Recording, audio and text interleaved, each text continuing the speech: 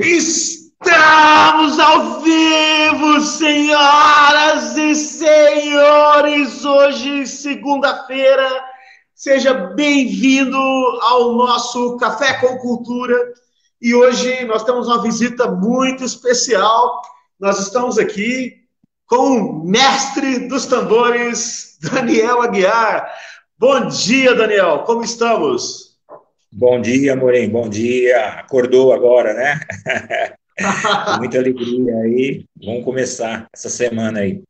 Estamos aí, pessoal.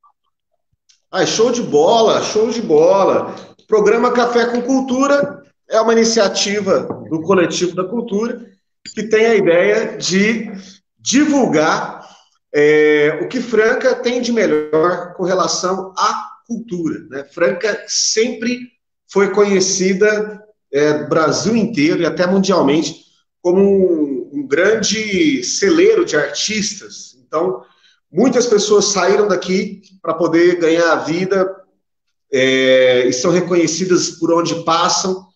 E muitas vezes as próprias pessoas de Franca não conhecem o quanto que a cidade é rica culturalmente. Então, nós já estamos aqui, já foi quase 3 meses de programa, toda segunda-feira trazendo um artista das mais variadas linguagens, e tem sido muito bom. E, Daniel, somos muito gratos por você poder estar aqui hoje, tirar um pedacinho da sua segunda-feira, e vamos que vamos. O programa Café com Cultura, ele tem um patrocínio. Nós somos patrocinados pelo café que é produzido lá na Fazenda Santa Júlia. É esse café aqui, ó. Café. Chegou o seu aí já, não? Ainda não, mas vai chegar. Poxa, a gente já. A ideia é justamente que todo convidado ele receba um cafezinho desse aqui. Esse lote aqui, Daniel, é muito fera. Esse lote aqui é o café Bourbon. Ele tem um cheiro que é uma coisa de louco. E logo, logo você vai poder experimentá-lo. Show de bola, muito bem. Daniel, então me conta. Quem é você? O que você faz? Quem sou? Onde estou? Para onde eu vou? Fala um pouco de você para a gente, por favor. Nesse momento é muito importante a gente se reconhecer, né? Porque é difícil, o mundo virou de cabeça para baixo, então quem puder se segurar aí para se reconhecer. Bom, na verdade, eu vim de São Paulo, eu vim para Franca para estudar. Vim aí com meus 15 anos, vim estudar, fui aluno no Colégio Técnico Agrícola, e aí, a partir daí, dizem que aí tinha água da careta, né? Bebi água da careta e nunca mais voltei. Que ano foi ainda isso? ainda tinha, bom, eu cheguei em Franca em 82. 82, faz muito tempo. E aí eu constituí, acabei ficando, conheci várias pessoas, tive muito contato com o pessoal da Unesp, por causa das repúblicas, né? Acabei morando em várias repúblicas também aí. E aí começou tudo, foi por aí.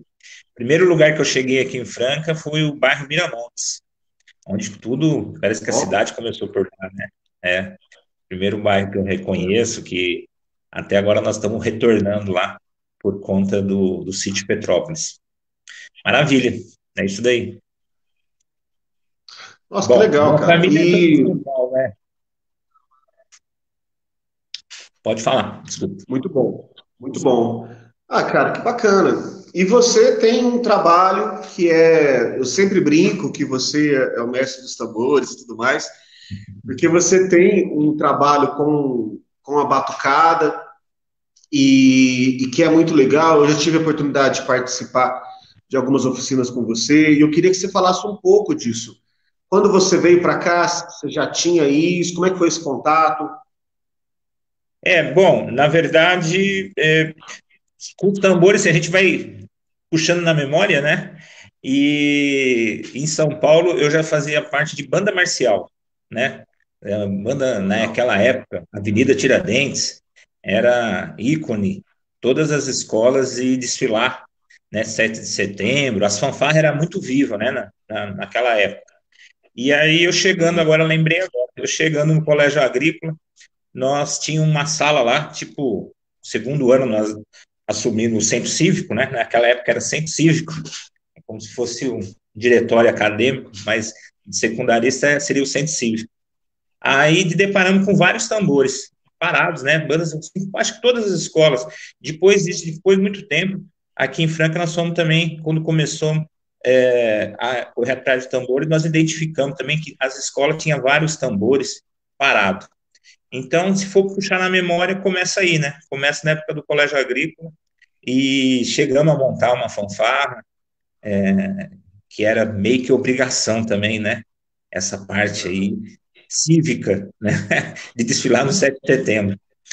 E aí depois a gente começa com o Grupo Cangoma, né? Na verdade, chegou até nós duas alfaias, vindo do Recife, e aí, tipo assim, vamos tentar fazer, né? Mas é mineiro, mas não é bobo, né? Como diz aquela coisa. Aí desmontamos a primeira alfaia, foi né? Falamos, será que nós vamos desmontar? Falamos, tem que desmontar para ver como é que é, né? Aí, a partir daí, a gente começou a fazer bastante tambores e teve oportunidade de... E depois veio com o Alex Reis, que é um grande amigo aqui, um batera muito forte, de Franca. Quando você fala de talentos, né, que Franca consegue exportar talentos, eu acho que tem vários aqui, né? A gente pode até cometer um erro de lembrar todo mundo. Mas o Alex Reis é um cara que sempre representou muito bem Franca. E a última, ele estava no Circo de Soleil, e aí esse dia manteve contato e tal, mas foi por ele também que nós começamos um projeto com tambores alternativos sonoros. Então, na verdade, a gente pega um tambor de 18 litros, que é esses tambores que a gente usa aí na indústria, com o suco e tal. A boca dele é 12 polegadas, coincidentemente, e a partir disso a gente fez ele questionou, olha, eu preciso de um tambor que é a primeira escolha do aluno, né? Um tambor muito barato e tal. E a partir, ele já apelidou esse tambor de tambalde, e a gente já fez mais de 300 tambaldes aí durante essa caminhada inteira aí. Rapaz, muito que legal. Muito bom. Cara, eu sou um grande fã do Alex Reis, cara fantástico, uma trajetória fantástica também. Grande abraço para ele, esteja onde ele estiver. E bacana. Então, você citou o Cangoma. Então, você estava lá desde o começo. Como é que foi então, isso? A gente até brinca, um dos cortejos, né, no início, foi na casa do senhor Carlos Assunção. Nós já tínhamos como referência, né, todo o trabalho do senhor Carlos, e aí pegamos tambores e fomos para frente da casa dele. A esposa dele e a filha quase matou a gente, né? Falei assim, cara, vocês querem matar? Meu pai não pode ouvir isso, não. Vocês querem... Qual que é a intenção de vocês, né? A gente fica muito contente porque o seu Carlos, a partir, bom, já, trabalho infinito, né, do seu Carlos, mas ele sentiu, né, o chamado do tambor, vamos dizer assim, porque realmente ele estava lá na casa dele, sossegado, quieto.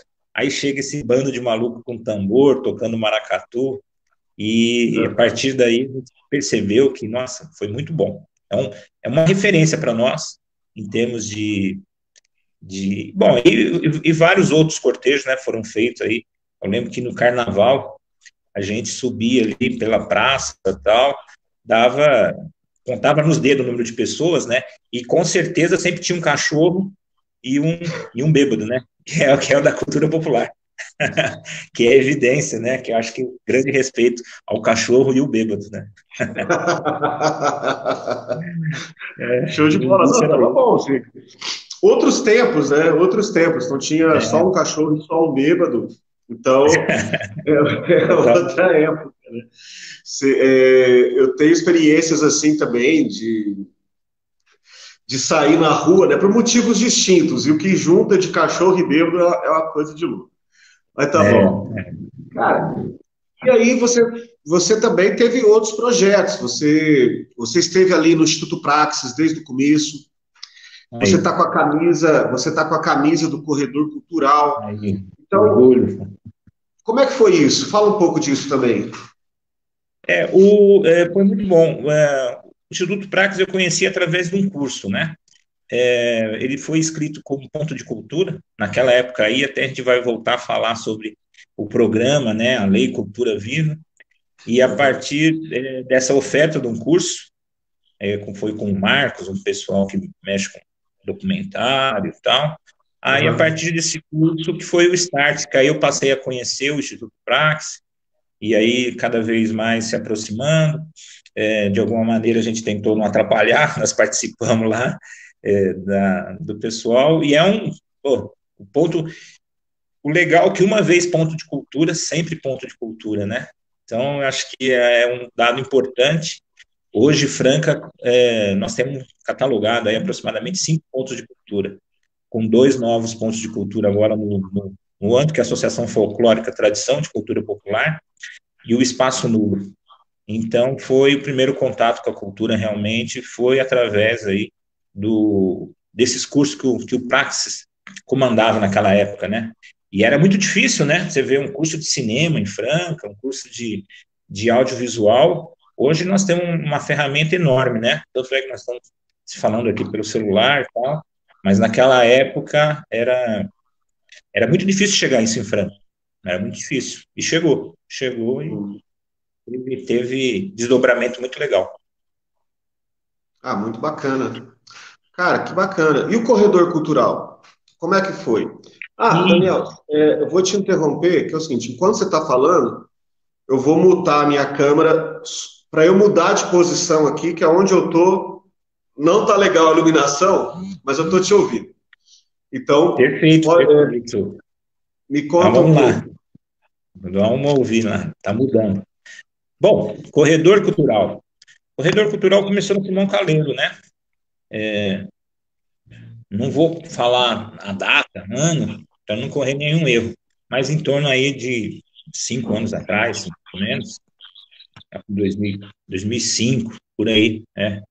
E aí foi na Simão Caleiro, na verdade, o nome Corredor Cultural foi dado para o nosso amigo Cris, da Casa Azul, porque ali ele identificou vários comércios, né, com uma intenção, uma pegada já cultural, né, tinha livraria, tinha essa casa de artesanato que era muito bem representada e frequentada por vários artistas, o Cris veio do Rio de Janeiro, de Búzios, mais abaixo tinha uma outra escola, então foi aonde a gente começou, o primeiro corredor cultural foi na Simão Caleiro, aí depois de um tempo o pessoal começou, a gente tinha uma produção bem aberta, né? Tinha nosso amigo Murilo, Alexandre, várias pessoas começaram ali, e aí depois ele passa para a praça, na verdade a praça, a Praça dos Artistas, né? Carlos Pacheco, assim denominado, e aí depois de um tempo ele começa a ganhar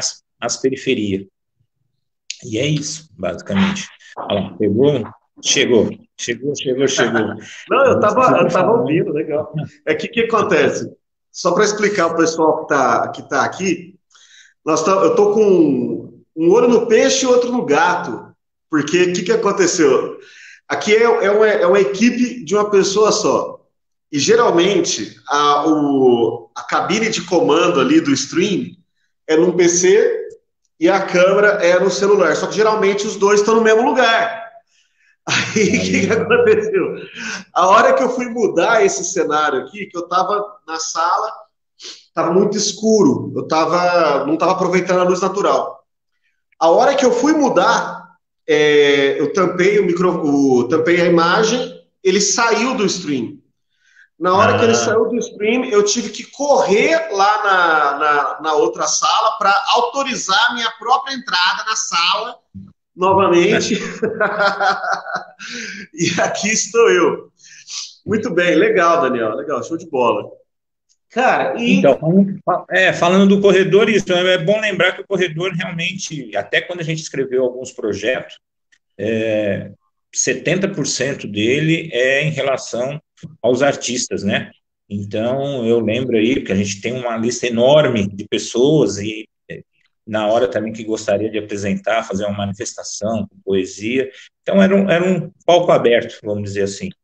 Então, é bom deixar bem claro que, basicamente, quem realmente executa o corredor, faz o corredor, né? É produtor do corredor, são os artistas, né? A gente fica ali meramente como facilitador, e aí quando teve os editais, e aí a gente fez uma revisão, um rodízio entre os produtores, pessoas que poderiam entrar, mas aí se tornou um grande referencial, né? Na Casa da Cultura, porque ali em frente é a Praça dos Artistas, é chamado Carlos Pacheco.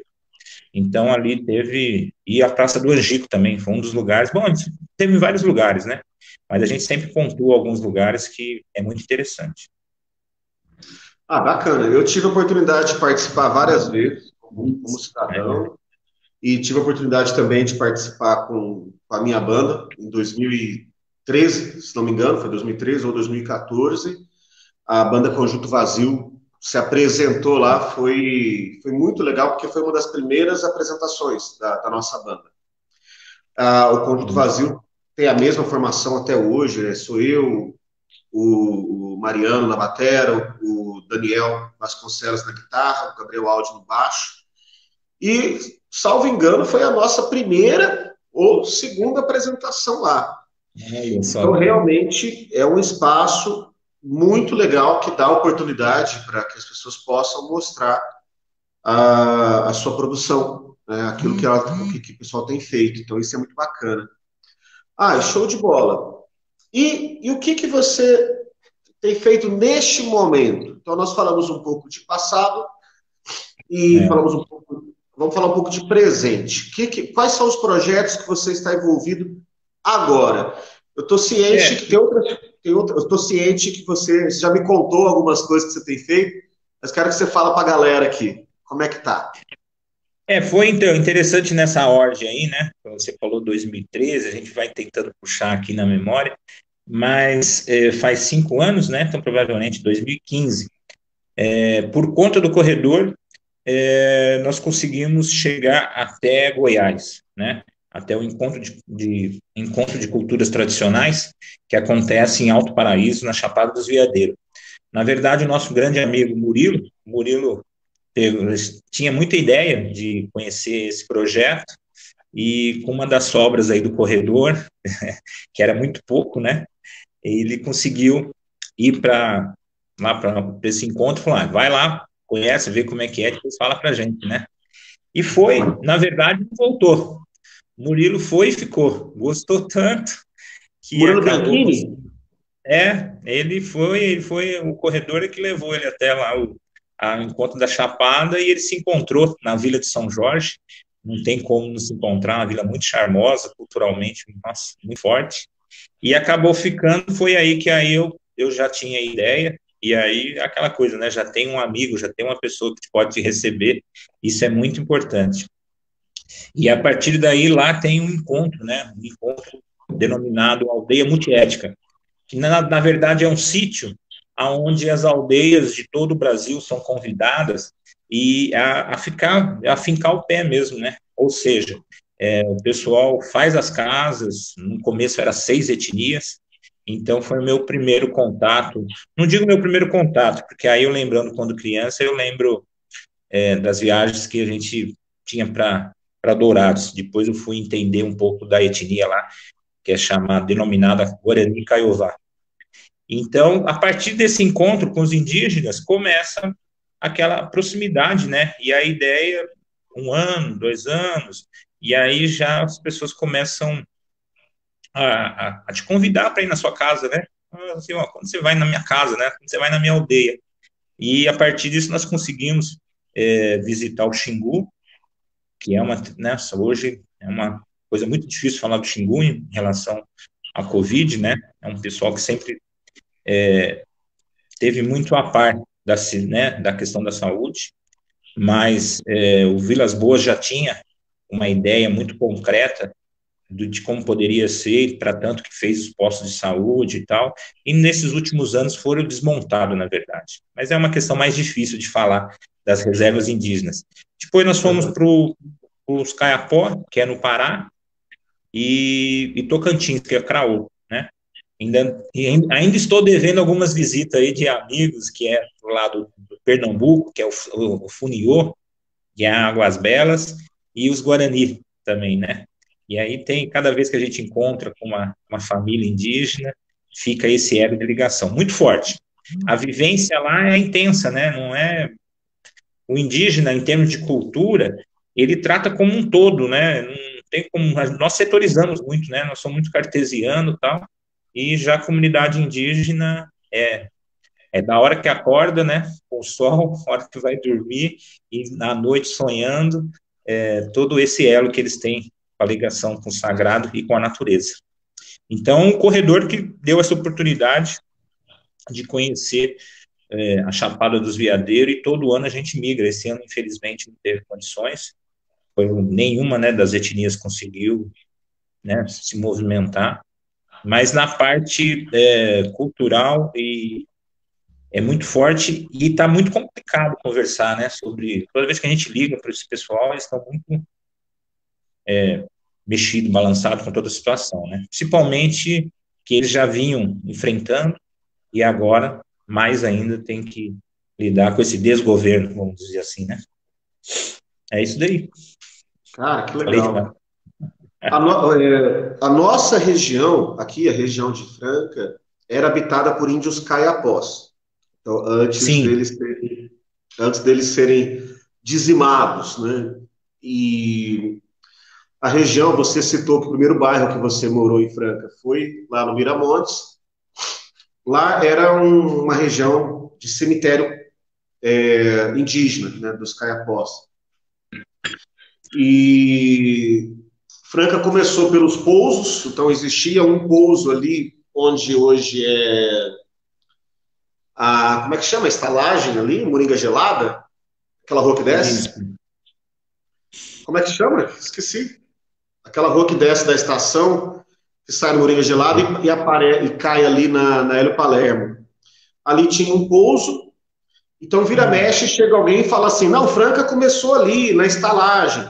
Aí chega alguém e fala, Franca começou lá no Miramontes. Na verdade, foi simultâneo, né? Nós tivemos esses acontecimentos simultâneos antes da elevação para a vila. Então, Franca primeiro se torna uma freguesia, que é a primeira etapa, antes de se tornar vila, aí vira vila depois que é emancipado para a cidade. Mas é triste saber que a nossa civilização ela foi construída a partir de um genocídio. Então, houve um Sim. genocídio desse povo indígena aqui, para depois surgirmos nós. Se isso tivesse sido conjunto, o quanto que a nossa sociedade não seria mais rica nesse momento, né?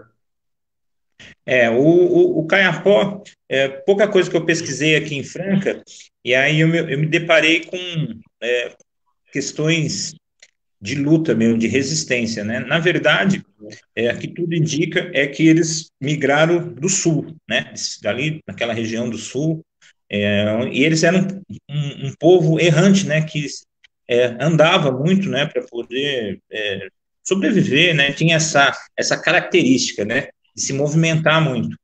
E aí, não vou precisar a data, mas essa vinda dos caiapós basicamente é através é um povo muito guerreiro, os caiapó, né?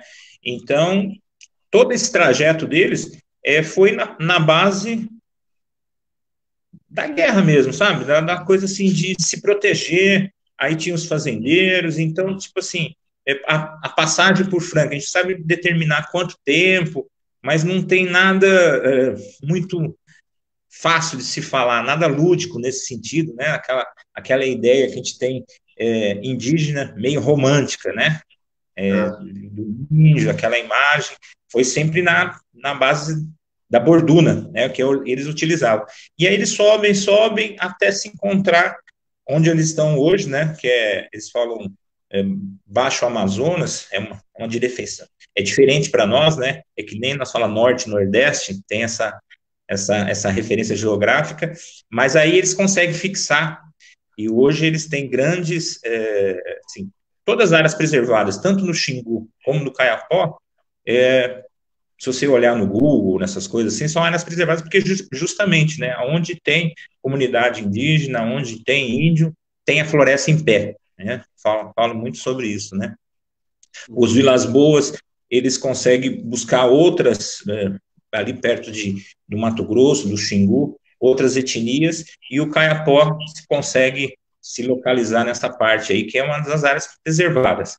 E eles realmente, todo mundo teme, né, em termos antigamente, os Caiapós eram muito guerreiros, né, eu acredito que até hoje.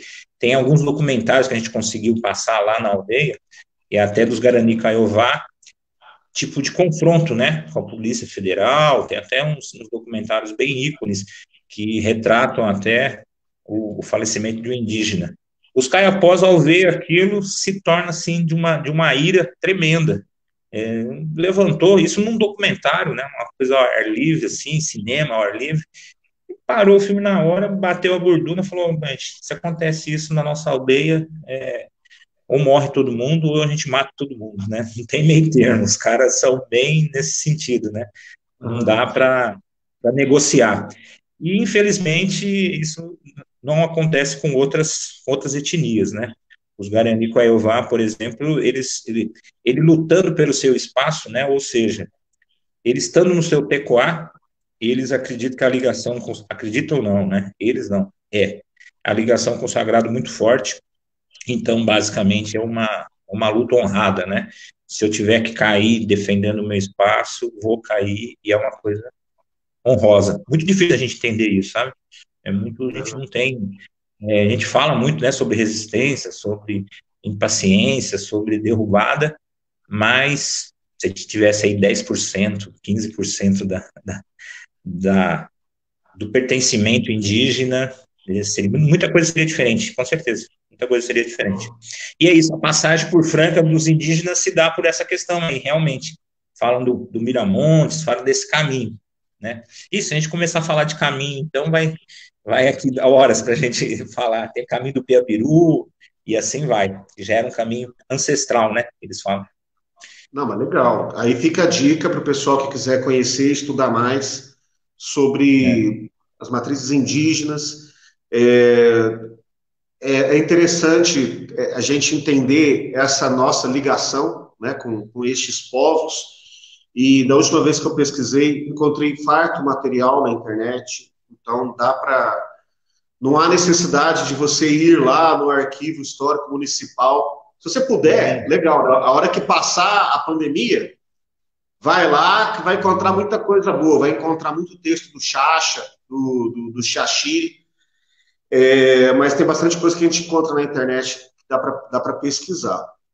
Bom, Daniel, bacana. E nós falamos um pouco de passado, falamos um pouco de presente, agora a gente precisa falar de futuro, né? Porque a nosso programa cumpre meio que esse papel dos três espíritos natalinos, sabe? Aquela história de passado, presente, brincadeira.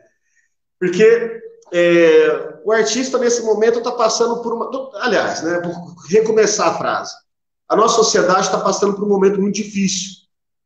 E por conta da Covid, mas não só, porque eu acredito que o que diferencia as pessoas não são os problemas, porque problemas acontecem com todos. A Covid, ela está atingindo todos os povos do mundo inteiro, quase que ao mesmo tempo, né? Então, o problema, nem sempre, às vezes, é o problema, mas o problema, na maioria das vezes, é como que nós lidamos com ele. Porque as pessoas encontram formas diferentes. As nações, as sociedades encontram formas diferentes de lidar com os problemas, né? E a impressão que eu tenho é que no Brasil, em geral, no estado de São Paulo em particular, Franca, numa esfera ainda mais particular, nós estamos lidando muito mal com esse desafio, né, que nos foi imposto.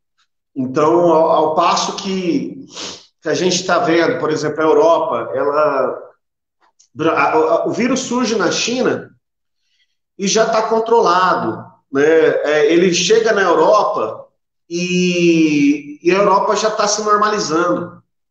Quando a gente via as notícias da Itália, as notícias da Espanha, com aquele número de mortos, as pessoas aqui no Brasil ficavam horrorizadas ao ver tudo aquilo. Só que nós ultrapassamos e muito, né? Então, ou seja, aquilo que a gente assistia horrorizado, hoje o horror é aqui. E nós estamos tendo muita dificuldade de lidar com isso, nós enquanto sociedade, né?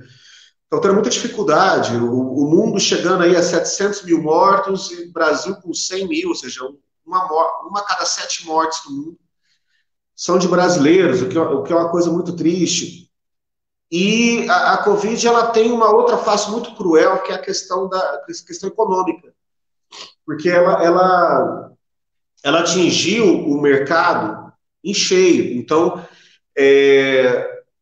ampliou o abismo social. Então, a gente tem visto que, durante esse enfrentamento à Covid, os mais ricos têm ficado ainda mais ricos e os pobres ainda mais pobres.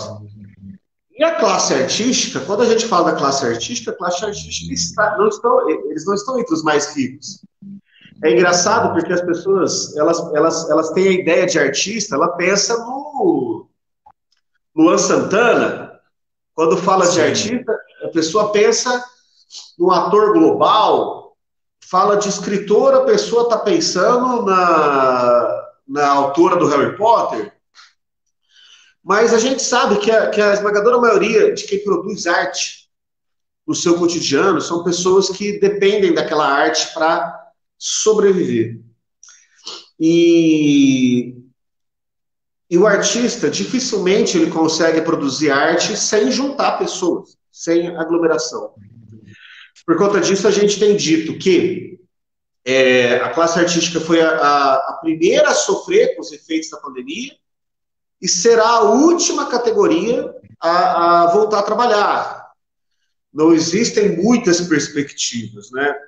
A gente tem visto iniciativas louváveis aqui e acolá, de grupos, ou de pessoas individualmente, a maioria delas envolvendo a internet, mas não só.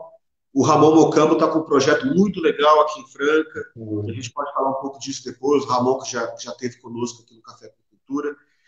E uma das vitórias que a categoria teve recentemente foi a aprovação da Lei Aldir Blanc. Nós tivemos algumas iniciativas em Franca, antes mesmo da aprovação da lei. Eu posso destacar duas iniciativas que acabaram não dando certo, mas elas valeram a pena pelo debate, né? O Conselho da Cultura protocolou uma proposta, o Coletivo da Cultura, que nós fazemos parte também, protocolou uma proposta de edital.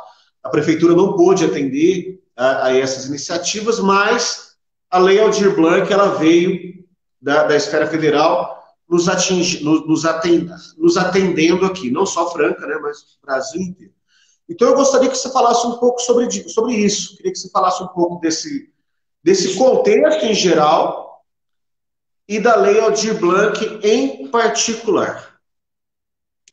O que eu posso pontuar, Amorim, na verdade, no contexto geral, ligado ao fomento, né? Porque, querendo ou não, nós estamos discutindo uma lei emergencial que vem, de alguma maneira, fomentar uma grande tentativa, e está dando certo, esperamos assim que tudo ocorra, que realmente chegue, os prazos que são difíceis, mas a gente chega lá. Mas eu iria pontuar nessa questão de fomento o edital do Bolsa Cultura, né? Que é um pouco anterior a essa questão, ou seja, pessoas que escreveram o projeto, né, já estavam passando por aquele rito de seleção, pré-seleção, depois aprovado, teve seus projetos todos parados, né? Então, pessoas que já estavam se preparando, não só assim, que os artistas que já estavam com toda a iniciativa, com toda esse gás para começar 2020, né? E aí parou geral. Então, esse é um grande ponto que a gente também deve pontuar, porque por conta aí do estado de emergência e da calamidade, cessaram, não se fala mais em Bolsa Cultura, e a gente não pode esquecer que mais de 30 grupos, tanto físico como jurídico, fizeram o dever de casa e estavam aptos a executar. Mas é uma outra questão, porque aí entra FEAC, secretaria, a gente chega lá. Bom, da lei emergencial, o que foi interessante? Nós pudemos aqui em Franca, tivemos condições, até via remota, de acompanhar desde o início mesmo, né? O pessoal formatar a lei, conseguir com o governo, o desgoverno, né? Deixar claro, o desgoverno Bolsonaro não atendeu uma classe artística na questão emergencial, que são as pessoas que são trabalhadores da cultura.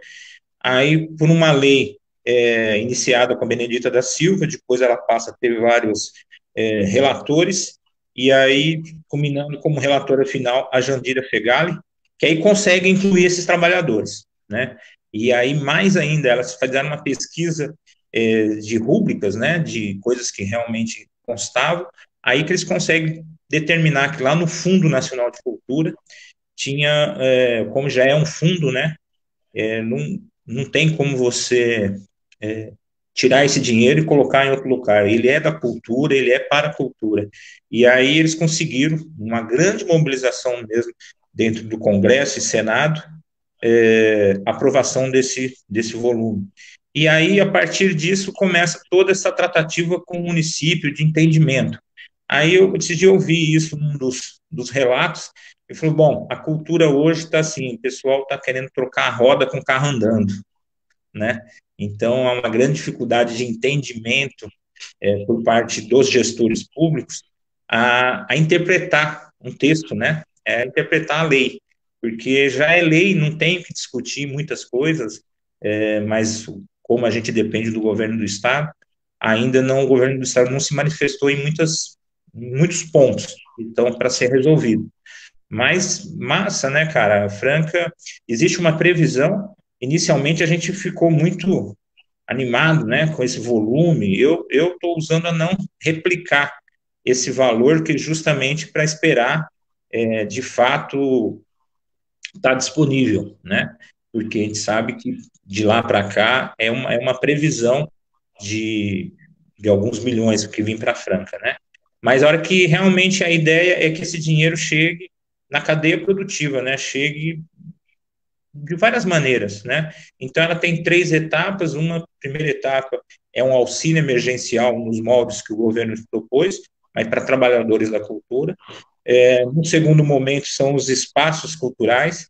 Aí, a definição de espaços culturais é onde o cadastro já se encontra aberto, tanto para agentes como espaços. E num terceiro momento, acredito que é o último, né, no final do ano, por causa dos prazos, são os editais de fomento à cultura. Então, basicamente, nós temos 3 desafios aí para que tenha esse entendimento, que tenha da melhor forma possível.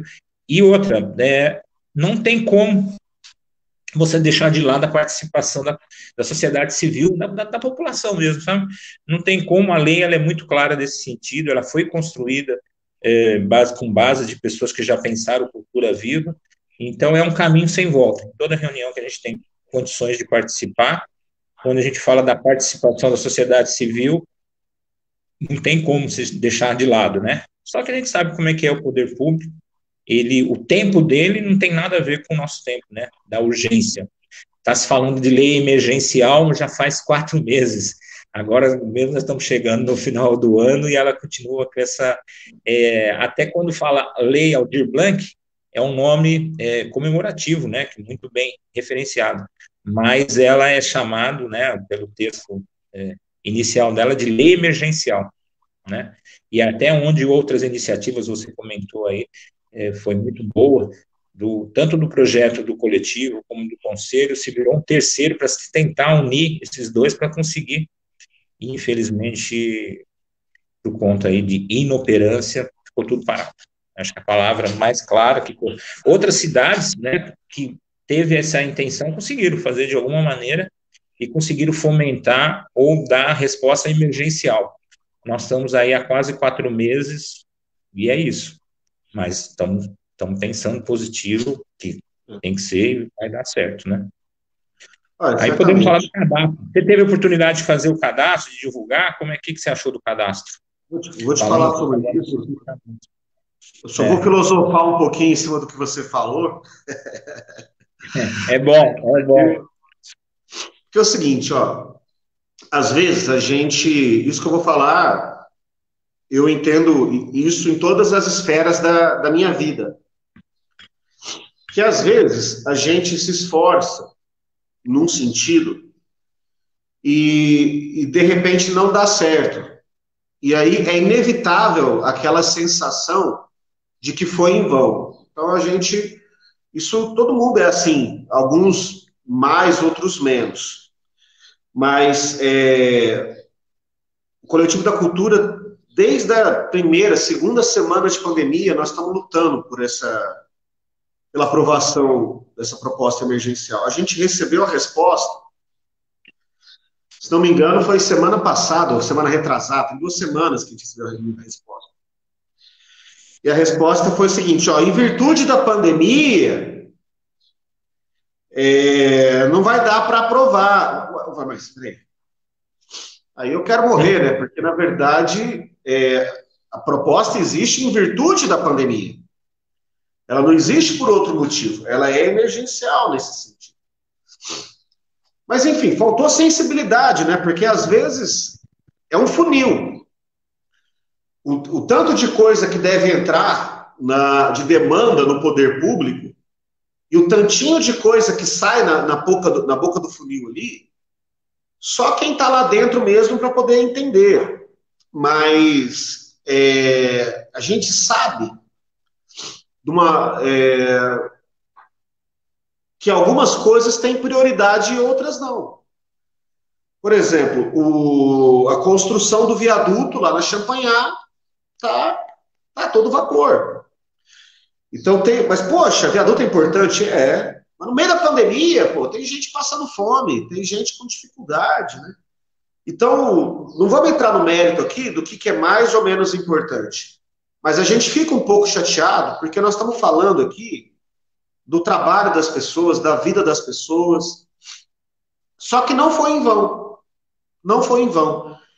Porque tanto o coletivo como o conselho, enquanto estavam lutando pela implementação dos seus projetos, ao mesmo tempo que estavam lutando, também estavam se fortalecendo, porque a luta, a caminhada, ela é um processo de fortalecimento. Então, quando começa a Lei Aldir Blanc a se organizar no Congresso Nacional, essa lei já nos encontra organizados aqui. Então, e nós tivemos a felicidade desses grupos de pessoas que estavam correndo em raias separadas, por assim dizer, puderam se encontrar e falar, vamos juntar aqui para lutar por uma coisa só, que apesar das diferenças que existem com relação a método, concepção e tudo mais, vamos lutar para que seja possível implementar essa lei aqui no município de Franca. E, apesar da dificuldade de compreensão do poder público com relação à importância dessas ações e tudo mais, as coisas estão caminhando. Não da forma como nós gostaríamos, não da forma que eu gostaria, certamente não da forma que você gostaria também, mas está caminhando. Quanto mais pessoas se envolverem nessa construção, eu acredito que mais rápido nós seremos capazes de caminhar. E aí, agora, respondendo a sua pergunta, né? Você perguntou se eu fiz o cadastro, se a gente conseguiu fazer um trabalho de divulgação. Basicamente é o seguinte, havia uma demanda nossa de utilização do mapa cultural para cadastramento dos agentes culturais, né? A prefeitura, ela atendeu essa demanda, como eu já disse, não com a rapidez que nós precisávamos, demorou para poder atender, e a plataforma ainda apresenta muitos problemas. Algumas pessoas não estão conseguindo se cadastrar. Aconteceu comigo o mesmo erro que aconteceu com outras pessoas. Na hora que vai cadastrar o nome da mãe, ele trava lá e não consegue avançar. Felizmente fica salvo. Durante todo o dia, representantes do Conselho estarão entrando em contato com o TI da Prefeitura, com os outros setores para tentar resolver esse problema.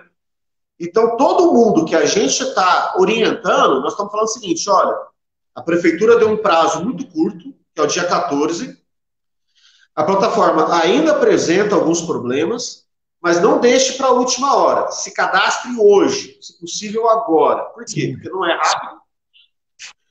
E acontecendo o problema, comunique os grupos, nós temos grupos, alguns grupos de WhatsApp, né, dos agentes culturais, comunica lá, comunica a prefeitura, no link que nós estamos compartilhando, existe o telefone da prefeitura para que a pessoa possa entrar em contato. Então, esse momento, essa semana é crucial para duas coisas. Primeiro, levar essa mensagem para todos os cantos do município, de que é necessário, todo mundo que trabalha direto ou indiretamente com a cultura, no município de Franca, precisa se cadastrar, seja como agente, seja como espaço. E esse é um desafio. Qual que é o outro desafio? De que a gente, junto ao poder público, junto à prefeitura, precisa prorrogar esse prazo. O dia 14 é um prazo muito curto. Muita gente vai ficar de fora. Então, nós temos esses dois desafios. Quanto mais gente se envolver nisso, maior a nossa chance de vitória. Agora, independente do que o vizinho vai fazer, eu tenho que fazer, o Daniel tem que fazer, todo mundo tem que se sentir impelido dessa responsabilidade, compartilhar essa mensagem para suas listas de transmissão, fazer com que essa mensagem chegue a todo trabalhador da área da cultura no município de Franca e falar para as pessoas não desanimarem. E é interessante porque é o seguinte, Daniel, ontem, assim, eu tenho várias listas de transmissão, e aí eu mandava para uma, e depois na sequência saía mandando o áudio individualmente para cada um. Então, de ontem para hoje, eu já conversei com algumas dezenas de pessoas. Muita gente não estava sabendo.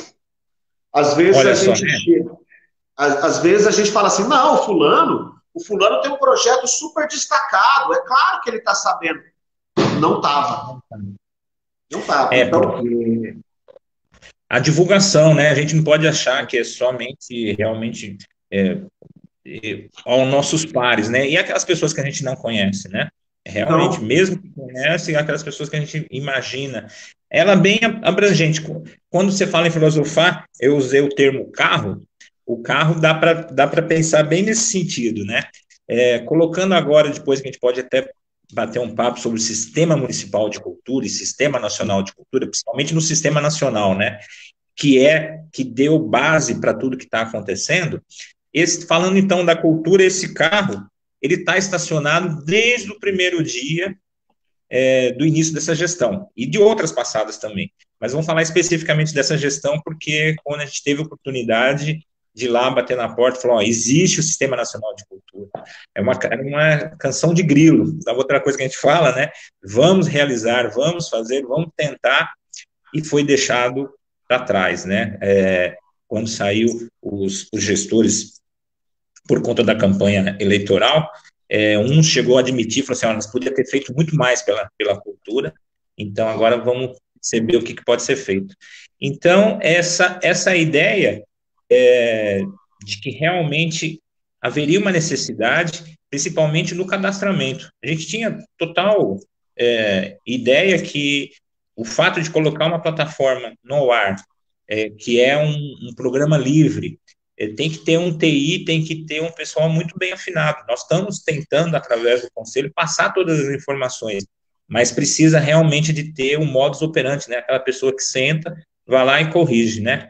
Aí, em termos de gestão ainda, Moni, eu aponto duas cidades que a gente às vezes entra em lives longas, 4 horas, 3 horas de conversa, 256 municípios, Mas me chamou a atenção São Leopoldo, que é no Rio Grande do Sul, isso falando da sensibilidade da administração, do gestor, ou seja, São Leopoldo conhece, não sei assim, quantos habitantes e quantas manifestações e grupos culturais, mas o gestor conhece a realidade da cidade dele. Então, ou seja, ele sempre deixou claro, ele percebendo, inclusive, lá atrás, que essa era uma lei que ele já apostava, apostou todas as fichas nela, né?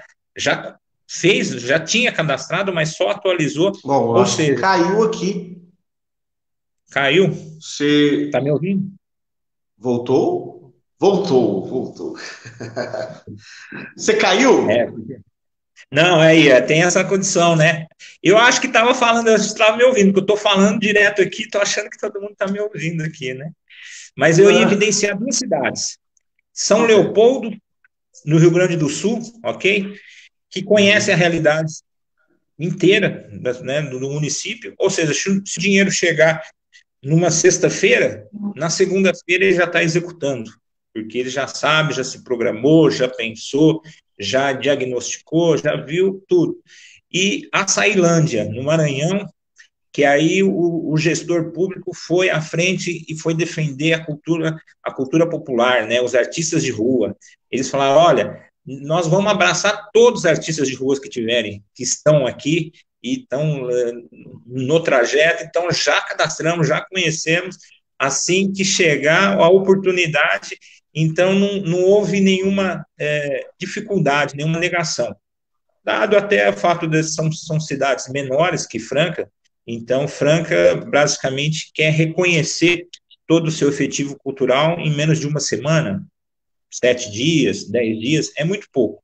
Eu tenho certeza que a gente vai dialogar, através até do grupo, a gente formou um grupo de trabalho, atrás do conselho, está tendo esse diálogo, mas tem que ter um entendimento, uma compreensão maior para que novamente coloque esses prazos, no mínimo, até dia 24, 25, aonde foi o primeiro indicativo do conselho.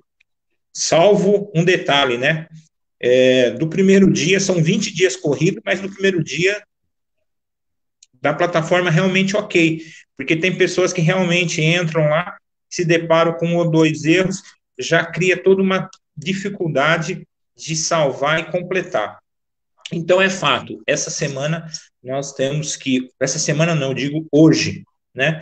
Hoje e amanhã vai ser primordial para que dê tudo certo nessa questão de diagnóstico, né? De levantar todos os pontos, todos os agentes, embora os agentes culturais, Amorim, por isso que eu falo que nós estamos um pouco atropelado, ele é da prerrogativa do Estado, ou seja, a linha 1, que é o auxílio emergencial, quem realmente vai deliberar ou pagar é o Estado.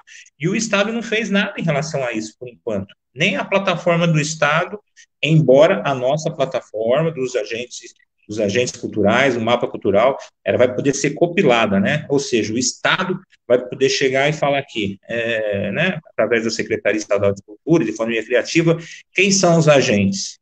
Ou utilizar a DataPrev para poder verificar, para não ter duplicidade, né? Mas esses são tudo dados que essa semana vai completar, na verdade. Então, esse é um ponto muito importante que tem gerado confusão, porque já teve gente que falou assim, não, mas eu não preciso cadastrar no mapa cultural, porque quem vai remunerar o agente é o Estado. Aí o que a gente tem orientado? Cadastra assim mesmo. Cadastra. Sim. Primeiro porque vai ficar para o futuro.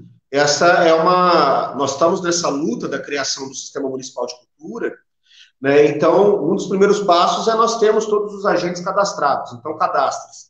E segundo motivo, porque, como você acabou de dizer, o Estado pode utilizar esse cadastro para poder fazer o pagamento, né? Então, a gente precisa orientar as pessoas nesse sentido a não negligenciarem a fazer esse cadastro agora. Agora, com relação a espaços. Nas nossas discussões tem ficado claro que a noção de espaço é uma noção ampla. Então, não é necessariamente aquele espaço físico. Fala um pouco a respeito disso, para poder orientar quem está nos ouvindo. veja bem, para o pessoal começar a tentar explicar, eu acho que essa lei é em todo momento, quem pensou nela teve que pensar, explicar, defender. Então, a primeiro momento que essa comissão, essa relatoria da comissão foi ao Ministério do Turismo, para começar as tratativas, para explicar quais são as ideias, tal, o único material que até então que eles tinham em mãos dados concretos, com fontes tal, eram os espaços, vamos chamar assim, físicos, né? Que são as escolas de dança e escola de música. Então, na verdade, a escola de dança e música foi o que deu a entrada no Ministério, ao poder público do ente federativo nacional. E aí, a partir disso, se pensou, que já é uma ideia desde a época da cultura viva, né? Um projeto, uma lei desde 2009, a reconhecer aquelas pessoas que não têm cultura popular, de uma maneira geral, que não têm espaço e nem CNPJ. O Estado de São Paulo, há um tempo atrás, deu um passo nesse sentido também, de se reconhecer os pontos de cultura, né? Aí seriam programas autodeclaratórios. Então, tanto que o Espaço Nulo, embora eles, na época, tinham um espaço físico para poder ensaiar, mas eles não tinham CNPJ. Ao contrário da Associação Folclórica, que tinha o CNPJ, mas não tinha um espaço físico, né? Então, o Estado já estava nessa linha de pensamento. E a lei só vem declarar isso, falar, olha, como espaços culturais, em São Paulo, principalmente, eles levaram muito em consideração a cultura popular e a cultura do hip hop, por exemplo, que tinha os slam, que tinha aquela reunião em praça, aquela forma, e aí eles não se atentaram. Quando eu falo eles, o próprio Ministério, né, permitiu que isso passasse. Que bom, maravilha. Eu acho que uma das coisas mais comemoradas nessa lei é esse sentido, né, do reconhecimento de pessoas que não têm espaço físico e nem CNPJ. Agora cria-se uma regulamentação jurídica, né, porque como vai reconhecer isso, acho que vai ter que realmente, a primeiro momento, todo mundo achava que era poucos espaços, mas a hora que cada vez mais que a lei foi sancionada, que vai sair uma regulamentação, percebeu, né, falou, nossa, realmente, então não é só quem tem um espaço físico e um CNPJ. Nós vamos ter que conversar muito ainda. Quando eu falo nós, é tanto a sociedade civil como o poder público para definir, porque na lei eles têm uma divisão. O porquê, respondendo a sua pergunta, é importante dos agentes culturais ir lá se cadastrarem o quanto antes e, primeiro, para se familiarizar com a plataforma, que é uma coisa que realmente o pessoal não estava familiarizado. Outros artistas que participaram de outros editais já tinham, Franca já tinha vários agentes culturais cadastrados nessa plataforma, que é o mapa cultural, mas provavelmente ia ser São Paulo, não tinha um de Franca, né? Porque, na verdade, o mapa cultural ele só evidencia, não, tá, aqui é Franca, quantas pessoas tem? Por que tem que se familiarizar? Porque depois de toda essa trajetória, Estado, espaços culturais, vai vir os editais. E os editais, provavelmente, com quase toda certeza, vai ser pela plataforma Mapa Cultural. Então, hoje, você entra, tem duas oportunidades. Nós chamamos de oportunidades, está lá na parte direita. São os espaços e são os agentes. Daqui a pouco, vai ter que colocar uma terceira oportunidade, que são os editais. Aí sim, quem já estiver logado vai poder entrar e fazer a sua inscrição. Provavelmente o chamamento para esse terceiro e último, né, vamos dizer assim, é dentro dessa plataforma Mapa Cultural e vai vir como oportunidades. Por enquanto a gente nem está comentando isso porque não tem nada, vai ser desenhado ainda, né, vai ser construído, porque a partir dos valores que vão ser pagos aos espaços, teoricamente sobra-se um saldo ou déficit, né? A gente não sabe ainda como é que vai ser essa conta, mas tudo indica que vamos trabalhar para que todos recebam e possa ir mais dinheiro para a parte de editais, porque por lei, o mínimo, nós estamos falando no mínimo, tá? Isso pode ser essa lei dá muita oportunidade do gestor trabalhar da forma que ele entende. Por isso que a participação da sociedade civil é muito importante, porque não tem que ser uma coisa única, só o que ele entende. tem que ser um entendimento, né? Tem que ser um acordo, tem que ser acordado. Mas prever 80% para espaços e renda mínima, né? A lei emergencial, a renda emergencial, e 20%, esse não tem como mexer, 20% tem que ser para editais. E assim, o edital tem que ser um grande edital, né? Que realmente descentralize, não crie aquela condição, como a gente vê em outros editais, valores, grupos que já estão lá na frente, grupos que ainda não tiveram oportunidade de lançar nenhuma peça inédita, alguma coisa assim. Então é isso. Todo o trabalho agora é em cima do cadastro e qualificar e pensar o que é espaço, para que esse trabalho seja bem feito, para que depois a gente possa entrar na questão dos editais, que aí sim eu acredito que tem que ser feito isso até dezembro.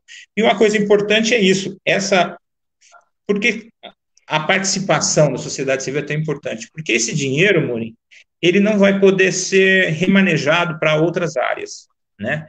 Como ele é um fundo, então ele é específico para a cultura, ele já vem com essa, eu não gosto desse nome, dentro da questão jurídica da prefeitura, carimbada, né? É uma coisa assim.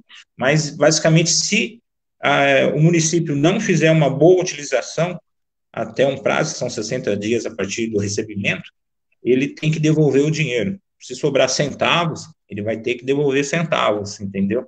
Então, há outras prefeituras que acho que o que poderia ser feito aqui em Franca e vai ser necessário, não só que deveria, mas eu não quero entrar muito nessa questão, é uma complementação, ou seja, olha, maravilha, veio essa verba, nós distribuímos, mas está precisando de um ajuste.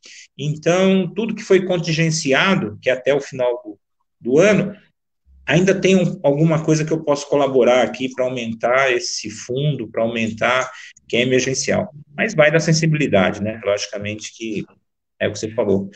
Quem tem que determinar se isso é importante ou não é o gestor e mais a obrigação da sociedade civil orientar, conversar e pedir no sentido de exigir, né? É lei, tem que ser cumprido, né? Não tem muito que tá discutindo. Agora, os espaços é realmente um item que vai demandar um esforço de entendimento. Em alguns grupos nós falamos sobre bandas musicais, enfim, os espaços ele abre um leque muito bom, mas vai ter que ter um entendimento claro. Legal.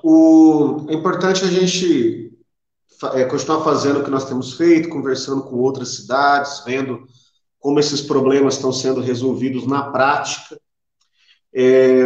Toda hora surge uma dúvida nova, então, como é que então, hoje mesmo, estava conversando com um colega, ele estava respondendo a uma chamada, ele falou, olha, eu vou me inscrever como agente, mas eu também faço parte da banda tal. Como é que faz? Vai atrapalhar, um atrapalha o outro?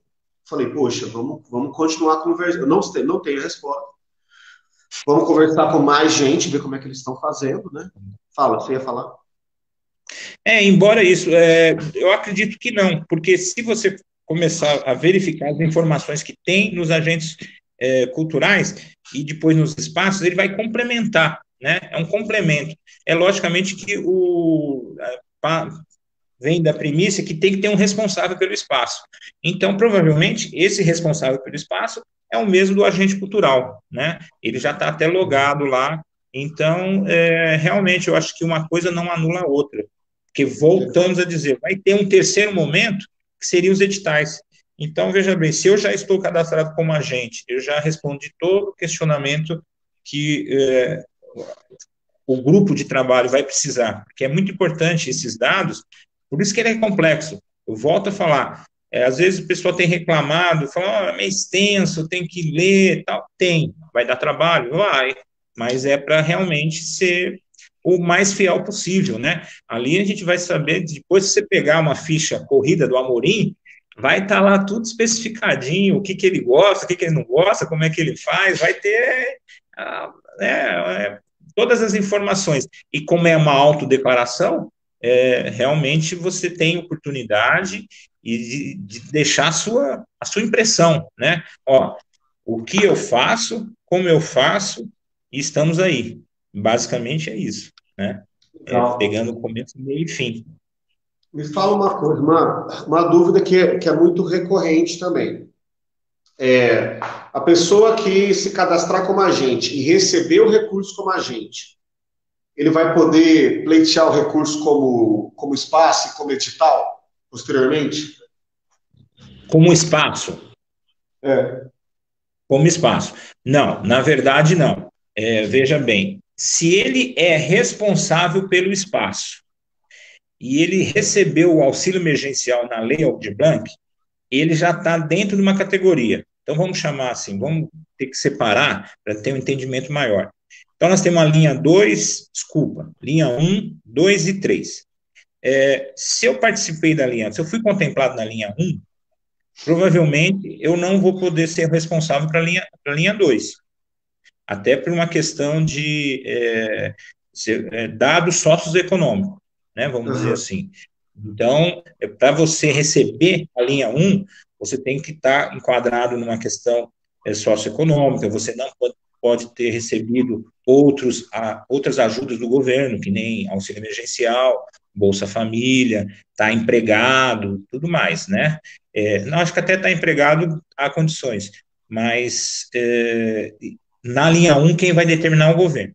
O que não impede quem participou da linha 1 e 2 participar dos editais. Aí sim. Ah, Então, vamos supor assim, eu fui contemplado no agentes culturais. Maravilha. Para isso, é emergencial. Ah, tá, mas aí minha vida continua. Era para ter recebido isso lá atrás, né? Porque a lei ela foi sancionada em junho, pra você ter uma ideia. E nós estamos quanto tempo para poder fazer essa operação? Para tanto que o dinheiro que era, cada um vai ter seu entendimento, ele vai vir retroativo, né? Se for pago em setembro, por exemplo, de vez de 6 ou 7 parcelas, vão ser 2 ou 3. Quem vai determinar isso é quem realmente vai pagar, que é o Estado. Agora, se eu participei da 1 e a 2, maravilha. Aí depois eu posso participar. Por isso que eu falo, a linha 3 é um edital geral mesmo, entendeu? Então, se for pegar os músicos, for pegar os artistas, ele vai ter que ter a sensibilidade de uma divisão muito clara. Ou seja, nós temos uma demanda, X artistas, X projetos escritos, e temos um valor. Qual que é o mais consciente a se fazer? A fazer uma divisão igual, entendeu? Não vai ter uma pessoa que vai receber mais ou menos. Bom, isso daí é o meu entendimento, né? Vamos ver o que o pessoal acha lá na frente. Mas é isso, não impede que eu participe da linha 3. Agora, eu recebendo legal. como agente, vai ser muito difícil eu receber como espaço, né? Entendi. Essa diferenciação. É como se fosse uma pessoa física e um coletivo. Para ficar mais claro assim, para a gente não falar uma empresa, nada corporativa, é a diferença entre a pessoa física e a pessoa que participa de um coletivo. Eu acho que dá para entender bem dessa forma. Muito bom. Daniel, eu Isso continuaria aí. fazendo perguntas aqui até amanhã, É, mas nós temos um tempo limitado, então nós vamos ter que encerrar, mas eu preciso te maravilha. agradecer muito, muito, muito, e pedir que você faça as suas considerações finais. Oxe, então é isso. Bom, primeiro agradecer ao produtor Milton Monteiro aí, né, pela essa iniciativa de apoiar o Café com a Cultura. Isso é uma coisa que o Amorim é grande êxito aí. Parabéns pela sua parte assim, de dialogar somente com outros setores. Eu acredito que nós estamos no caminho certo. Em pouco tempo aí, né, a gente vai falar, não tem muito o que comemorar em relação a, a, aos grupos, né, que foram, de toda forma, que cessou essas iniciativas da cultura. Mas nós estamos trabalhando, vamos ter um pouco mais de paciência. Quem não tem paciência, vamos mandar comprar de alguma maneira, para Lá no poder que supermercado de dê São tudo. Paulo deve ter. Se o mercado não aparecer, tem um pouco, me dá um pouco de paciência aí, para a gente poder. Tem gente que já não está mais com paciência, eu acredito que não são um ou dois, são vários, que nesse diálogo ele tem que produzir, né, alguma coisa. Então, o que eu encerro aqui pedindo essa sensibilidade do poder público a tudo que a gente falou, se é que vai chegar deles em alguma maneira, tenho certeza que sim, porque a sua visibilidade aí com o coletivo está sendo muito legal, e que eles têm essa sensibilidade, né, que o, o diálogo é muito difícil, né, Morim? Porque você não pode ir para uma prosa, eu conversando com você aqui, não, eu aceito conversar com você desde que a minha ideia prevaleça, ou desde que a minha ideia seja a mesma com a sua. Aí é fácil, né? Aí é mamão, né? Mas não é dessa forma, não, e não pode ser, e não vai ser dessa forma. Tem que, então eu termino aí com essa sensibilidade ao diálogo efetivo, né? Muitos falam sobre consenso, sobre acordo. O acordo não é consenso, é acordado. Você que me ensinou isso daí. Ai, que bacana, cara. Obrigado. Obrigado pelo tempo, pela paciência. Isso é uma virtude que você tem e que também tem me ensinado muito. Então, quem não nos conhece, né? Então, às vezes as pessoas não sabem, né? Ver a gente aqui conversando uma boa, tal, não sabe assim, o tanto de sufoco que nós já passamos juntos, né? Nas mais diversas situações. E o Daniel normalmente é o cara que me acalma. Vocês que estão escutando aí, às vezes eu ligo e gravo o áudio bravo, né? Pro Daniel, não, sei que tem, eu tenho que ter. Aí o Daniel vai lá, calma, cara, calma. Vamos organizar, vamos fazer não sei o quê. E isso é muito importante. Então, eu costumo dizer que todo lugar tem que ter um adulto na sala, alguém que vai chegar e falar, não, vem cá, vamos conversar aqui. Não, vem cá, vamos conversar aqui. E infelizmente, nós temos o Daniel, que é esse cara que tem essa capacidade de sentar com todo mundo e extrair de todo mundo o que cada um tem de melhor, né? Porque todos nós temos coisas boas e ruins, né? E o Daniel tem essa virtude, talvez dessa sabedoria ancestral, junto com que ele adquiriu junto com os índios, ele tem feito isso com a gente. Obrigado, Daniel. Maravilha, Morim. Valeu. Fico aguardando o café aqui. Um grande abraço para o Milton Monteiro. Vai chegar em breve. Valeu. Obrigado, pessoal que assistiu. Até mais. Tchau, tchau.